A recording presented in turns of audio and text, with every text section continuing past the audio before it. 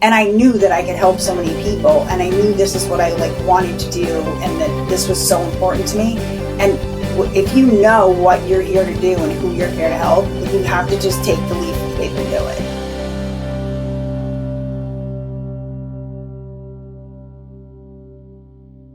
Welcome to another episode of the ReLaunch podcast. And wow, you all are going to be in for a treat. I only wish that we could all be in the same location as this podcast show goes down. Why is that? Because there are some things in life that are so sweet. And I'm talking not only to the sweetness of the nature of conversations, but also how sweet it is when you bite in something that is just so incredibly delicious that you're like, I want more of that. Well, today you are going to get somebody that has had an incredible relaunch in that specific direction. Her name is Chef Alina. She is an award winning chef who has appeared numerous times on the Food Network. 20 years ago, she began making a name for herself and winning awards as a chef and owner of the Sturbridge Baking Company and also the Sweet Kitchen and Bar. But after being diagnosed with an autoimmune disease and needing to adopt a gluten-free lifestyle, Alina turned her focus to reformulating her award-winning recipes to be gluten-free. And now she creates and teaches online baking and actual cooking courses around these incredible, yummy recipes. And here's the thing, for those of you that have been thinking, like, hey, maybe I should try eating a little healthier, eating a little bit more of what you're hearing out there, like gluten free. We're going to get to the bottom of why this could actually impact your life more than anything else. So, Chef Alina, welcome. I am so excited to have you here on the ReLaunch podcast. Thank you. I'm so excited to be here. Well, so your story is probably one that we're hearing more and more about, where people are realizing that they can't eat certain foods, that they don't even realize that certain foods are giving them issues, and it's actually directly affecting their health.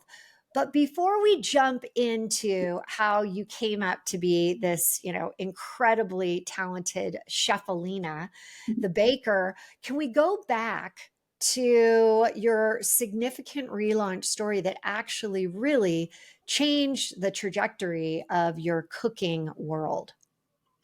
Yeah. So, I mean, as you mentioned, I was a conventional, I guess we'll call it, chef for 20 some odd years, Yeah. and owning bakeries and restaurants, and known mostly for all the things that have all of the gluten. I won all my awards and everything were all for desserts and breads and like all of the gluten things.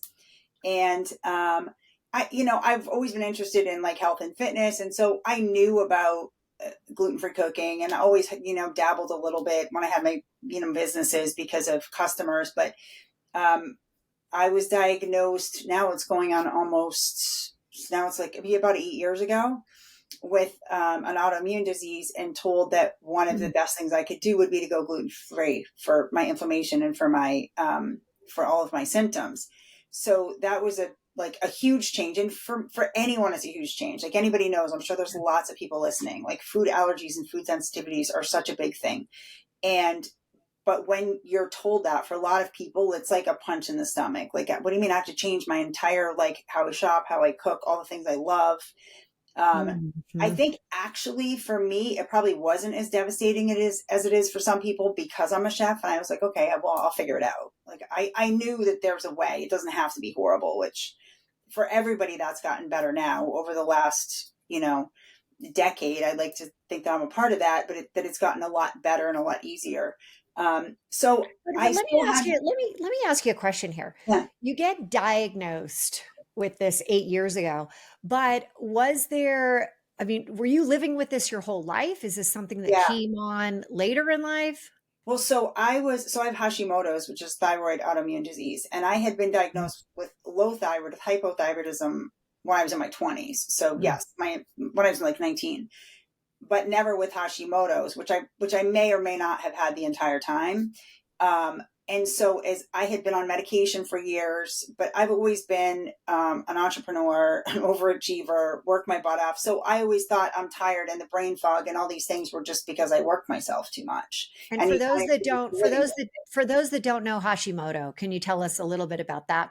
And then we can Yeah, circle. so it's an autoimmune disease. In almost all autoimmune diseases, what it is your immune system thinks something in your body, whether it's a hormone or an organ, something is foreign, and your body attacks itself.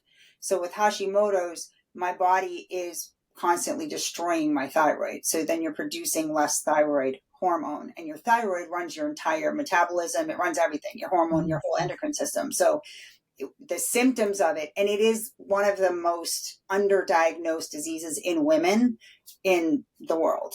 It's getting better, but it has been very underdiagnosed for a very long time. For a long time, it was one of those diseases where doctor would say it's all in your head, and because the symptoms are brain fog and fatigue. They cross over with a lot of other things. They're what we always have, right? Right. So Right. okay, so you end up, so yeah, exactly. You're like, oh, just another one of those brain fogs. I'm always tired. I'm always feeling run down.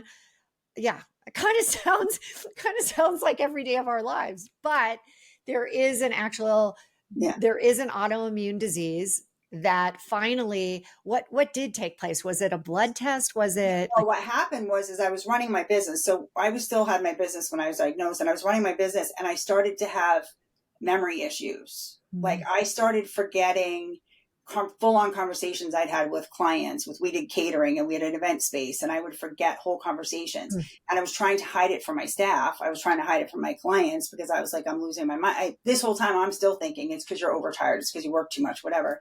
And then I got to a point where I couldn't anymore. And I had to told a couple of my managers, I'm like, you guys got to help. You got to cover for me because I'm forgetting stuff. And so then I went, and had blood tests done. And that was when they told me. And so then I continued to run my business for another few years. Yeah. And so here you are, you have the brick and mortar, you're doing all this, cooking, and things are still going really well. Yeah. And then what happened? So it was big. It was a big restaurant. I had 30 something employees, 5,000 square feet. It was a big, popular place. But between getting that diagnosis, my son was in high school, and I opened this, my first bakery when he was 6 months old. So his entire life I had been working as an entrepreneur. Yeah. He really grew up in my businesses. And I just kind of had that moment, I think, that a lot of people have, where I was like, what are you doing? Like, I don't want to work 100 hours a week anymore. And in the restaurant business, maybe not for everybody, but if you're type A, if you love what you do and you're detail oriented, like, you can't just pass it off to other people. Like, even though I didn't have to be there, my mind was like, I was always there. Yeah. And I decided I didn't want that life anymore. And so, wow. Yeah. Okay. But your health is starting to get to you. You're starting, you're having all of these health issues. Your son, was there a moment where you looked at your son and you're like, dang, yeah, well, he had 2 years left in high school. And I was like, I don't want to miss the last few years that I have to go to all of his lacrosse games and to do all the things, and to I just want a better life. I want to be able to, I want a better schedule, and I don't want the amount of stress that a restaurant is. A lot of stress. Even when you're doing well, it's a lot of stress with horrible margins. So I closed my business and I did consulting. So I wasn't sure what I was going to do. And at that time, this is 2017. So the whole online world was a thing, but for people that do in food, it was mostly food bloggers, right? There wasn't all the courses and all the stuff that we do now, that digital marketing, it wasn't really a thing yet. Maybe it was starting to be, but maybe for software, not for what we do. So I thought, well, I'll do consulting. So I started consulting for restaurants and bakeries. I would go help other people open or write menus and these kinds of things. And I'll start to food blog on the side. So I started doing that a little bit. And that's really, really hard road to go the food blog route. You rely on a lot of advertising dollars that you don't have control over. It's all about ads all over your site, which I as a consumer hate. When I'm looking at a recipe, I don't want to see every other paragraph an ad, but if you want to make money, there has to be an ad every other paragraph. So I kept doing the consulting thing. And then I've always been into personal development, but I kind of just was like dove headfirst into personal development, which, I think a lot of entrepreneurs do, and I think is a big changing point for a lot of us. But what did that look like for you when you say I dove headfirst into personal development? I What went to exactly did you do? the first thing. I grew up in a family where that was very big. My grandmother, who by that time had passed away, was light years ahead of all of us. She's laughing somewhere now at everything I'm Mhm. doing. So it wasn't foreign to me, but I'd never really like wrapped my head around it seriously. And so I don't even remember how or where someone recommended to me. Actually, one of my sales reps that sold had been a sales rep that sold food to me for my restaurant that sold Uh-huh. supplies to me. Recommended Mike Dooley. I don't know if you know who he is, but he started Notes from the Universe. And I started following him, and he was coming to do a 3-day weekend thing at Kripalu, which is a big yoga like retreat place out in the Berkshires, which is where I grew up. And so I just decided I was going to go. It was called Playing the Matrix. I don't know. I didn't even know that much about it. Said I was going to go. And that was life changing. He's one of the people, he was in the original Secret, and he wasn't teaching things that were new to me or new to anyone. But I think for a lot of us, like when it starts to hit you, it just hits you. Everything hit different. Everything landed different.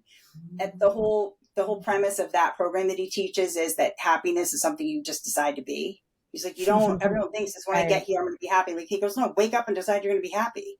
Just because not everything's perfect in your life doesn't mean you can't be happy. Well, And he and has this whole I thing that also, gets you to that point.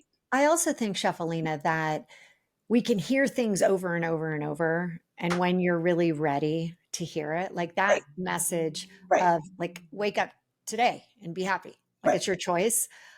You were ready to hear that. You right. were, and a lot of times it can be the simplest twist on something that Yep. all of a sudden it's like, oh Boom. my Yeah. God, now I understand that Yes. concept. I Yes. remember this whole like there was a Albert Einstein quote that said, you can't solve a problem at the level, the conscious level it was created." And I remember when I heard it, I was like, "What the heck does What does that that mean? mean?" I have no idea. And then it all of a sudden hit me as I was explaining something. You can't solve a problem or have a vibration at a lower level than where you're trying to go. And I'm like, ding, ding, ding, ding. I'm like, it Right. finally hit. So I get that. So you're now in, you're in this event and it's starting to click. It's 2017. And then what happens? So it just made me that. So then, of course, I just started seeking out more things like that. And it just made me, I think that moment was when it really made me realize how much the power of mindset, like how much your mindset is everything. And by making a few small shifts, how I saw, even if all the people around me didn't believe it, how much I saw my life change, like how much things were changing by just being more positive. By, unfortunately, as they say, creating some distance between some of my friends that were more negative. I'm still friends with them and Ooh, I still love them, but I need to keep you at ooh. arm's distance because I can't be around that negative energy all the time because it's contagious. Okay. And so, I know we have so many right? things to talk about, but I've got to say, Yeah, that is so hard, isn't it? When you're it like, is. oh, you And I didn't, you realize, don't even have a conversation. I think people think you have to have I didn't have a conversation. I just kind of pulled back a little. I'd always been busy, so people are used to it. yeah, I still see you. We'll get together a few times a year. I'll have a party. You'll be invited, whatever. But I just yeah, can't see you all the time and every week and hang yeah. out because I can't be around that negativity. No, It's just, it yeah, truly, you talk about draining. so It's draining. like a leak. I Yeah, mean, and I've had to do the same where you're just like, I can't do it. yeah. I want to be in that positive vibrational space. I want to Yeah. be there. I don't want to be down here in the blaming and talking negative about Nothing ever people. goes right for me. And Yeah, I do everything right, right? Instead of just, totally. The gossipy, yeah, forget it. That's like yeah, so not my jam. So exactly. you end up okay, so at this point you're now taking toxic people out of your life. You're taking, these self-improvement types of courses, really embracing this. And then what goes down? So then I stumbled across another, a life coach online and started taking some of her courses and did this New Year's resolution course. That's not really about resolutions. It's kind of anti-resolution. It's about making goals more than resolutions, making goals that you can move, and that if you don't hit the exact goal, like that's the problem with resolutions. That's the problem with a lot of times goal setting. Yeah. And I think through the course of that, then I just decided so I had been watching what was going on online and started watching her. And so she had built this insane business online, only using Facebook, barely had a website, like multi-million-dollar business.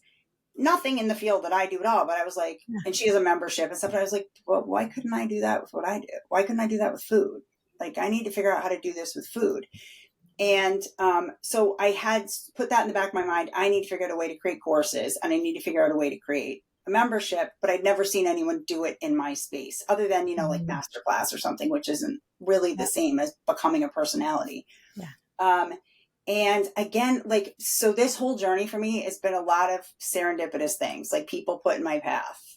So I was still working, doing some consulting, and this is now during COVID at this point.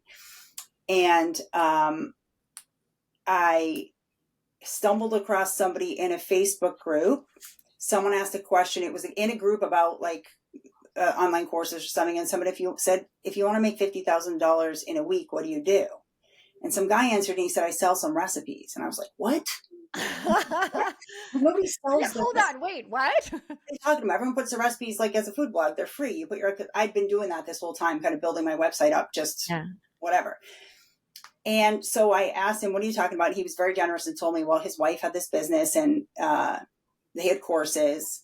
And so I started looking into that and I was like, okay. So I modeled a little bit of that, modeled a little bit of this life coach, and threw together, started a Facebook group, and decided I was going to go all in and stopped. I had one big consulting client left and I was like, this is going to be my last consulting client. And I am going to go all in on creating courses and figuring out how to create a membership.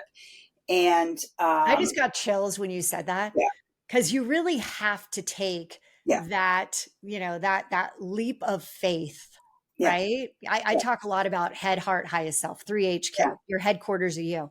And sometimes you've just got to get away from the head of what the heck am I doing? You have to believe. That's so much of being an entrepreneur.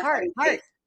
Every time I'm in the middle of a launch right now, every time you do a launch, you have to have faith, and you're scared every time. And every time you're like, what if it doesn't work like last time? What if I don't hit my numbers? And you're like, you just have to believe, and you have to have faith and keep doing unwavering faith. And you did that.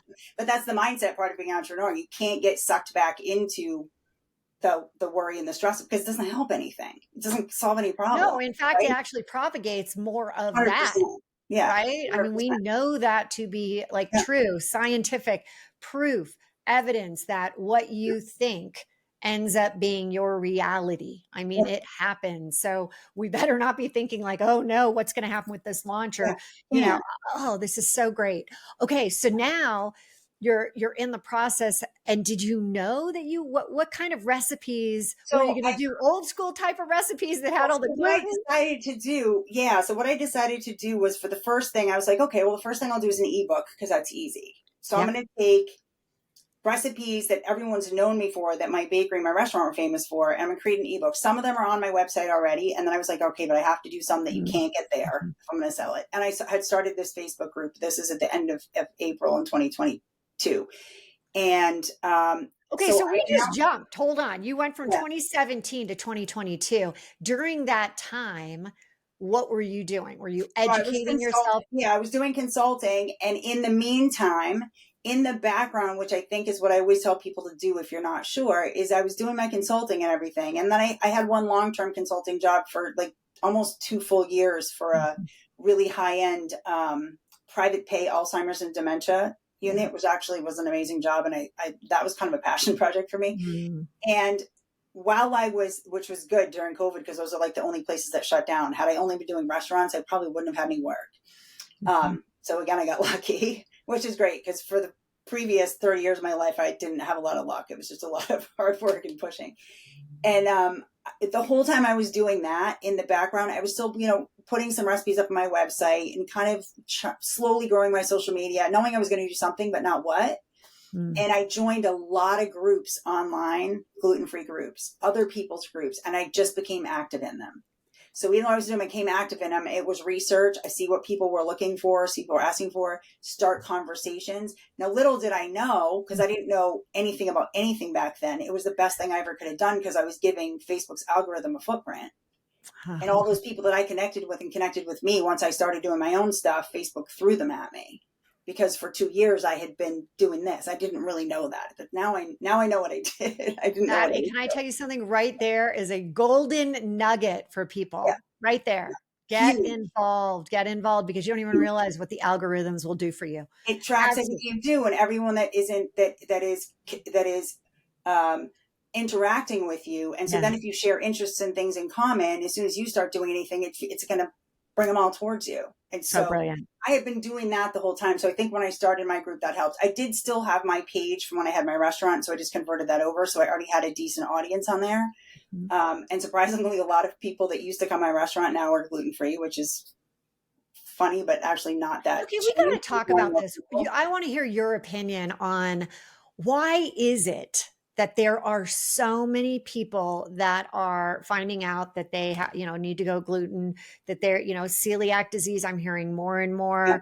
All of these, literally, I'm dairy free. I only do this. There's so many. Why is that right now? Why are people having to? It's a combination of things. So there's a huge amount of us for which it's 100% legitimate. There's some people that I think do it because they think maybe it will help, or they think it's a fad or whatever, but which is unfortunate because that gives the people that are legitimate like a bad rap. For a long time in restaurants, people wouldn't take food allergies as seriously because they thought people were just being a pain in the neck. But part of it, I think, is better testing, better knowledge, better research that doctors never before would tell people with autoimmune diseases. Maybe if you went to an alternative doctor, right, would tell people to change their diet for inflammation. But that's all changing now because there's more and more research. And I think because the symptoms are things that, again, cross over with a million other things. My body hurts, I'm tired. People think it's because they're out of shape or because they're working too hard. Or there's so many other things that could be causing that you just feel like crap all the time, or you get used to feeling like that before we didn't know. And now there's just more and more research. So I think that's really why you're seeing it more. It's more research. And again, social media, some of the good things about it is people learn about things faster, and the news and research and everything spreads faster. So you decide, okay, I'm going to focus in on gluten-free. It's going to be recipes, and you actually do cooking courses. Okay. Share with us how.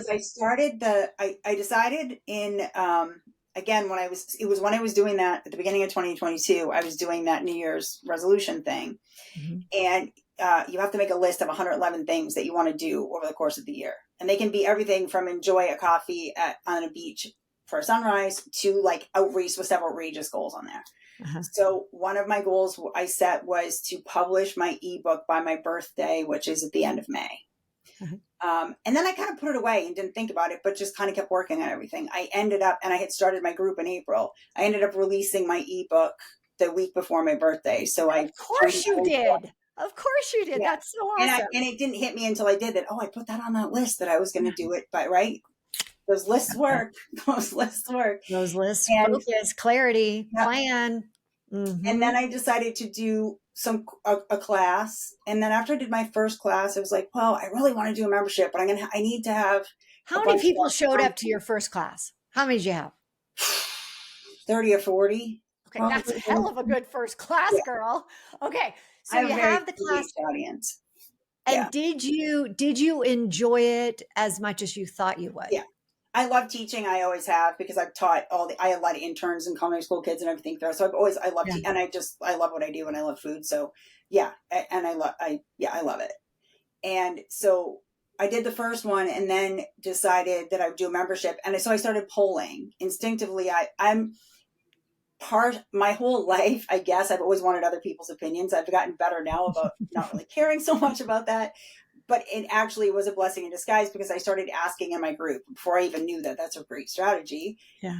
What kind of content do you want to see? What kind of classes would you want? Would you want a membership? If I was to have some sort of a membership, what would you think would be worth a month? Like I was asking all these questions, and then just decided to go for it. I was like, screw it. I'm going to do, again, modeled this after this life coach who her yearly membership, which was, is like 100 times the cost of mine.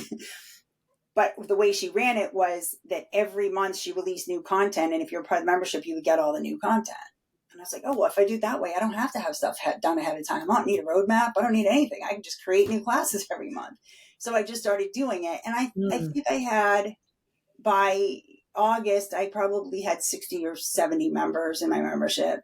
But I still really didn't know much what I was doing. And were you cooking out of your own kitchen at your house, or where were you? Yeah, in my kitchen.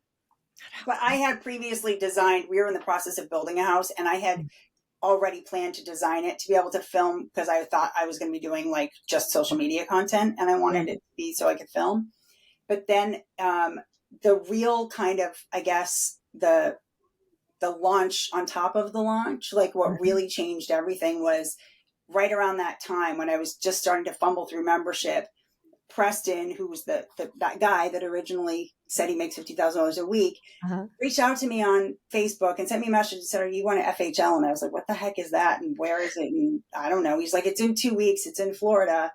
And he still didn't tell me much about it. And he said, "Well, if you come, Lauren and I are hosting a mastermind with all people that are in food courses, course creation and stuff. And most of them are 7-figure earners." Yeah. And I was like, I don't care what the conference is, and I don't care how much it costs. I'm going to go if it means they're inviting me to their hotel room to go to this mastermind. Like, exactly. I didn't need to hear anything else. If I can sit with them for an hour and pick their brain, because she didn't have any cooking background or anything. She was a homemaker that created this amazing business doing cookie decorating courses. And I was like, well, if they can do it, I can do it. For that whole year, I kept saying to myself, if they can do it, I can do it. Like, if they can do it, I can do it. You know what? That's a mantra of mine too. I look and I say, if somebody else has been able to do it, then if we're all considered, we all have the brains, we can all do it. There's no limitation. I 100% believe that. So you went to, for those that don't know, Funnel Hacker Live. Yep. You went to that. I went mainly because I knew I would get to go to this mastermind with them. And I get on the plane. So I have to tell you, like, it's a long story, but I have to tell you like all these little stories because it's just all so, like you said, serendipitous, like you said. Yeah, and how much you believe. One of the things that I had learned early on in like the personal development thing was like kind of leave yourself open to everything. You never know who you're going to meet when. You never know, like, get up. Mike Dooley actually said that in his thing, like, get up and go get, even if you don't know what you're going to do, go get a job at the grocery store or something, because you never know who you're going to end up talking to in the line, whatever. So true. So my plane ticket to Florida was changed 3 times. My flight, the airport I had to fly out of, the time of my flight. I get on the plane, I sit down, and there's a guy sitting next to me in a seat between us, and we fly. I don't usually talk to people when I'm flying. We both pull out our laptops, and for whatever reason, I think I saw his screen or something, and I don't even remember why, but I said to him, "Oh, you're going to Orlando for? Are you going for business?" He said, "Oh, I'm going for a conference." And I said, "Oh, so am I. What are you going for?" He said, "Funnel Hacking Live." I said, "Oh, so am I." I said, "What do you do?" He's like, "I'm a funnel builder." I was like, well, I don't even know what a funnel is. And we started talking. Turns out our kids go to the same school. Well, his kids go to the school my son graduated from, a private school around here. He lives like 5 miles from me down the road, like all of these things. So, and turns out that he's one of the like best in the industry. Like he's built funnels for these people with like multi-million-dollar funnels. So we touch base a little bit throughout the course of the conference, a few times, like message, like, "Hey, how you liking it?" Whatever. And the conference blew my mind. Like the speakers, it was all personal development. It was like Ed Milet and Jamie Kern-Lima, and like all opened my eyes to a bunch of people that I actually had never heard before, that I was just like, I left there like, what? And I came home and said to my boyfriend, I was like, told him about like meeting Joelle and everything. And I was like, yeah, I said, man, I wish I feel like, the other thing that happened is while I was there at Funnel Hacking Live, of course they're selling coaching. And I had a pivotal moment when I was there that I just had this thought in my head it's going to cost me more money if I don't sign up for this coaching than if I do. Like, it's a bigger risk not to. The literal thought in my head was, I kept weighing it out. I weighed for one day because the way that they sell, coaching, and this is Russell Brunson's big coaching program, but it was all about building funnels and digital marketing. Well, I didn't know anything about it. And at that time I'm thinking, I can't afford to I can't hire a funnel builder right now, and I know what I'm doing. So I signed up. I bit the bullet. I literally at that point was making $10,000 a month. And so if I signed up for the coaching, that would eat into like that. There goes a third of that money I'm making. And I still have to pay to like software and whatever else. But I was like, it's a bigger risk not to do it than to do it, because I don't know what I'm doing, and it's going to take me way longer if I try to figure it all out on my own. And then I got home and was talking to my boyfriend and told him about Joelle and everything. He goes, you should just go, which is funny because he doesn't really believe in all of this stuff to the same He probably does now. Not as much as I wish he would, but I'm starting to change. I'm starting to change his mind, I think, a little bit. But he said to me, just go talk to him. He goes, you just call him, go talk to him. He goes, you don't know. I said, yeah, but I'm like, I wish I could hire him, but there's no way I can afford him. Like, the people he builds funnels for, like, there's no way that I could afford for him to build me a funnel. And he's like, just like, go have a meeting with him, call and see what he says. So I did. And we met locally, and he told me, it's like, this is the first time I've ever had an in-person meeting with a client, because most of his clients are all over the world, whatever. They're not here. Like, he's never met anyone else that does this. It's here. And, I guess, which is what Matt's point was to me, is like, you never know, like, your kids go to the same school, each other, whatever, maybe he'll help you out. So he gave me he told me it was $4,000 and he would build a funnel.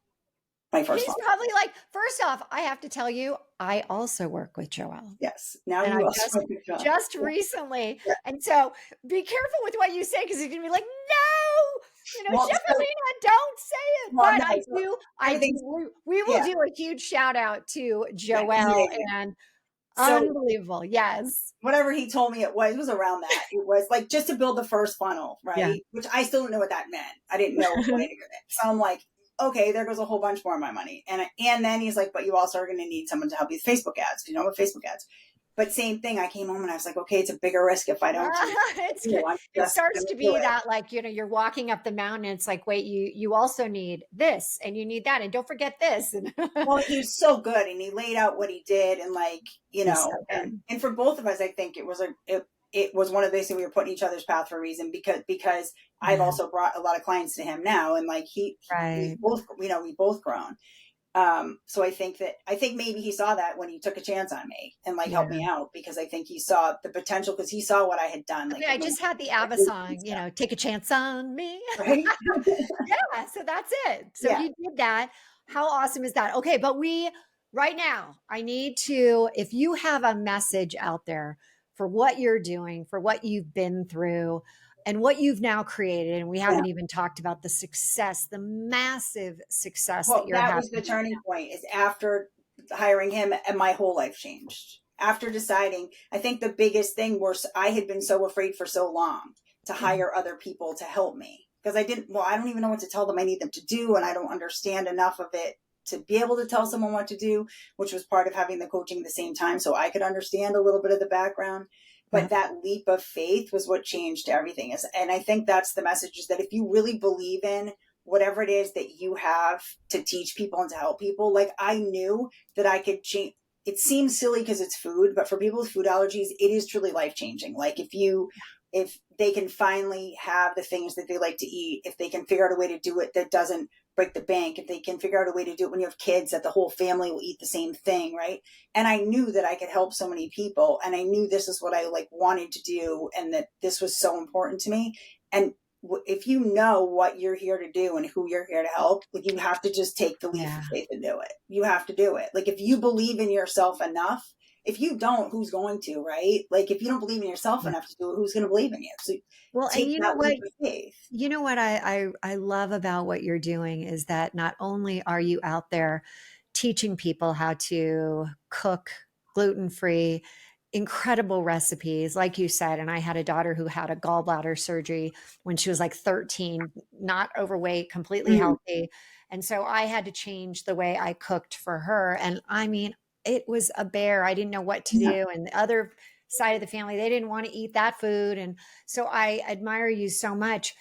But here's the thing. Not only are you doing that, but your passion, as you said, you love to teach. Mhm. And now you're impacting so many more people Right, because of the ability to have this online business. And you've right. got funnels now, girl. You didn't know anything It's just, about funnels. well, and that's You what do I now. right, and that's what I started to notice right after the first one. I think we moved pretty quickly because again, but it comes down to that I had also done a lot of that background work, right? So when we finally did launch a funnel and start doing Facebook ads, it moved faster for me than maybe for some other people because I had created this footprint and I had done, and because I love what I do and I'm always out there working, like I'm in my groups all the time, I'm really active, that Because you love it. You I love made it. everybody else's job easier, right? The paid stuff Yeah. works, but the paid stuff works better if you're doing the organic stuff because it's then that paid stuff is gas on the fire. And so I was able to create that gas on the fire that I went all of a sudden it was just like that was the launch from going here to the strat, like I couldn't believe it was happening. I'm like, is this really happening right now? Like So, and Chef for a Alina, little bit, you know. do you have a better, what I call lifestyle of success for yourself now? Are you Oh, still so working much. the 100-hour weeks? No, and the thing with the online world is like, you know, you hear everybody kind of hates on it a little bit because people say, I make money while I'm sitting on the beach. I'm like, okay, you do make money while you're sitting on the beach, but it's because you worked your ass off for 2 weeks before you went to the beach. It's not like we don't work, right? And people have this thing that they think we don't work. It's a lot of work, but it's a lot of work that I love. Yeah. Like I love my audience. I love my community. Like I love going live and talking to them and doing classes with them. Like that is fun for me. Am I I sometimes exhausted? Like love again, that. I just did a launch Yeah. and for the last week, like I'm exhausted and I'll be exhausted through the next week because whenever you're doing, there's a lot of computer stuff and the other stuff I don't so much love, but you have to Yeah. do. But I still love it. Like Yeah. I love it. And it makes me so happy because you see all the people you're helping and all the people that are so excited. And it's Mm. like it, but it's a completely different, like Okay. I don't So necessarily like the word work-life balance. We always talk about that. no, It's that's not where I necessarily, it's say, not ever what do you balanced really, because it's going what's to the skew. lifestyle of success that you really want? That Exactly, to me, because it's that to me. yes. It's what is it a it's your overall lifestyle because it's not going to be balanced. Sometimes you have more time for family, sometimes you have to dig Oh. in more to work, but Well, it's as I can do call it, both. the relaunches are happening, right? Yeah, Relaunches are knocking you down. How are you going to get through those? If they're global relaunches, yeah, personal, business, it's kind of like, all right, so how am I going to get through this transition and have it actually be a good transformational move right. for me? So, where can people find more about you? So my website is chefalina.com and it's ALINA. I'm sure you'll have it on the show notes. We And definitely then will. on all social media, I'm at Chef Alina E with an E on the end of it. Because believe it or And not, there's other chefs with the same first name as me, which is baffling because my name for a long time, I never met anybody else with the same name. But well, and we will definitely let people know that's Chef yeah. Alina with an A. And then, And also, I know that your membership, where do people, is that the Facebook area? Where do they yeah, so find that? really my audience is on Facebook. Is Mhm. definitely my biggest audience. That's where my demographic is. That's where my demographic already hangs out. So meet them where they are. That's another thing I think any business person needs to look at. I think Facebook is so underrated for a lot of businesses. If your demographic is women between 35 and 70, they're on Facebook and they don't want to go a million other places. Like they're on Facebook. So Facebook, I focused on the most. I mean, Facebook kind of has always been my thing anyway, and then Instagram as well. I'm doing a little more with Instagram now, but really Facebook is where you find that's where I am. It's where my audience hangs out. So it's where I hang out. So I have the group that I started in 2022, gluten-free baking secrets, tips, and tricks. That's my big group. We're going to hit 90,000 people this week, which is So amazing. And awesome. that's I mean, yeah. like, shout out to you. That is so That's the great. main place, and then I have another my Facebook page as well, and then I have a private group on Facebook for my members. But you can find all that information on my website too. That Yeah. terrific. Chef Alina, thank you so much for being Thank here. you. And again, not only are you delivering these incredible, healthy, recipes, but you're also kind of, you merge in the self-development, that next level, which I, end up just loving so much. Even the tips and the strategies of working with certain people, getting rid of other people in your life. Yes. Thank you for delivering that message. And everyone, I want you to go visit Chef Alina, get involved, because it's not just recipes. If you're gluten-free, they are unbelievably yummy, great. Who doesn't love, like I've seen some of these recently, and I know that we both work with, an incredible gal, Kristen Yes. Goldilocks. And Yes. she has taken pictures of these images. I'm like, oh, I only wish I were there. So next time I'm in the area, I will be Yeah. there. But again, everyone, thank you for tuning in. And I look forward to seeing you back here next week. And remember, it's about ready, set, relaunch. Where are you today? Just like you've heard Chef Alina. And where do you ultimately want to be tomorrow? It is your choice. And everyone has the ability to relaunch now. Take care, everyone. We'll see you next time. If you like this video and want to get more like it, head over here.